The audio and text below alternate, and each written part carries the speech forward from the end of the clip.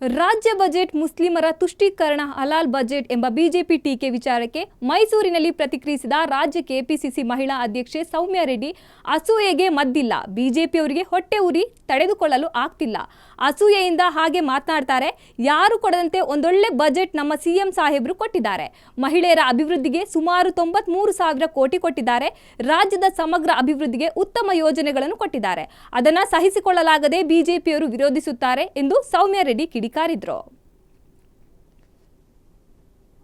ಭಾಗದಲ್ಲೂ ಸಹ ಪ್ರತಿಯೊಂದು ಜಿಲ್ಲೆಗೆ ಎಲ್ಲರಿಗೂ ಒಳ್ಳೆಯದಾಗುವಂಥ ಒಂದು ಬಜೆಟ್ ಇದು. ಅವ್ರಿಗೆ 4 ವರ್ಷ ಅವ್ರಿಗೆ ಜನರ ಸೇವೆ ಮಾಡೋಕ್ಕೆ ಅವಕಾಶ ಇತ್ತು, ಅವರಂತೂ ಮಾಡಲಿಲ್ಲ. 40% ಒಡ್ಕೊಂಡಿದ್ರು. ಈಗ ಅವ್ರಿಗೆ ಅಸೂಯೆ, ಹೊಟ್ಟೆ ಉರಿ, ಅದಕ್ಕೆ ನಾವು ಏನೋ ಜಲಸಿಲೆಲ್ಲ ಕಳ್ಸೋಣ.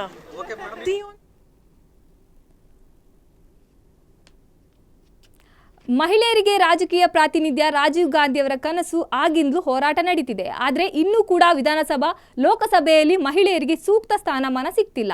ಕೇಂದ್ರ ಸರ್ಕಾರದ ವಿರುದ್ಧ ಕಿಡಿಕಾರಿದ ಸೌಮ್ಯ ರೆಡ್ಡಿ, ಬಿಜೆಪಿಯವರು 33% ಮಹಿಳಾ ಮೀಸಲಾತಿ ಜಾರಿ ಮಾಡ್ತೇವೆ ಅಂತ ಹೇಳಿಕೊಂಡು ಬರ್ತಾನೆ ಇದ್ದಾರೆ, ಇನ್ನೂ ಮಾಡಿಲ್ಲ ಎಂದು ಕೇಂದ್ರ ಸರ್ಕಾರದ ವಿರುದ್ಧ ಸೌಮ್ಯ ರೆಡ್ಡಿ ಕಿಡಿಕಾರಿದ್ರು. 50% ಪಂಚಾಯತ್ ರಾಜ್ ಇರ್ಬೋದು, ನಮಗೆ ಮುನ್ಸಿಪಾಲ್ಟಿಯಲ್ಲಿ ನಮಗೆ ರಿಸರ್ವೇಷನ್ ಸಿಕ್ತು. ಈಗ 30 ವರ್ಷ ಆದಮೇಲೆ ಈಗ ಕಾಟಾಚಾರಕ್ಕೆ ಪಾಸ್ ಮಾಡಿದ್ದಾರೆ, ಇನ್ನೂ ಇಂಪ್ಲಿಮೆಂಟ್ ಅಂತೂ ಮಾಡಿಲ್ಲ. ಅನೇಕ ರಾಜ್ಯಗಳಲ್ಲಿ ಚುನಾವಣೆ ಬಂತು ಹೋಯಿತು. ಈಗ ನಾವು ಮಹಿಳೆಯರು 50% ಇದ್ದೀವಿ, ನಮಗೆ ಸಿಗಬೇಕಾಗಿರುವಂಥ ಸ್ಥಾನಮಾನ ಸಿಗಲೇಬೇಕು.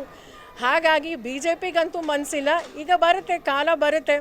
ಈಗ ನಮ್ಮ ಪಕ್ಷದಿಂದ ಅಂತೂ ನಮ್ಮ ಸನ್ಮಾನ್ಯ ಖರ್ಗೆ ಸರ್ ಇರ್ಬೋದು, ನಮ್ಮ ಸೋನಿಯಾ ಗಾಂಧಿ ಮೇಡಮ್ ಅವರು ಅಧ್ಯಕ್ಷರಾಗಿದ್ದಾಗ ನಾವು 33% ಸಪೋರ್ಟ್ ಮಾಡ್ತೀವಿ ಅಂತ ಹೇಳಿದರು. ಮುಂದೆ ಸಹ ನಾವು ಮಾಡ್ತೀವಿ. ಪಕ್ಷದ ಒಳಗಡೆ ಸಹ ನಮಗೆ ಮಹಿಳೆಯರಿಗೆ, ಯುವಕರಿಗೆ, ಪ್ರತಿಯೊಬ್ಬ ಜಾತಿ, ಪ್ರತಿಯೊಬ್ಬ ಧರ್ಮದವರಿಗೆ ಅವಕಾಶಗಳು ಇದೆ.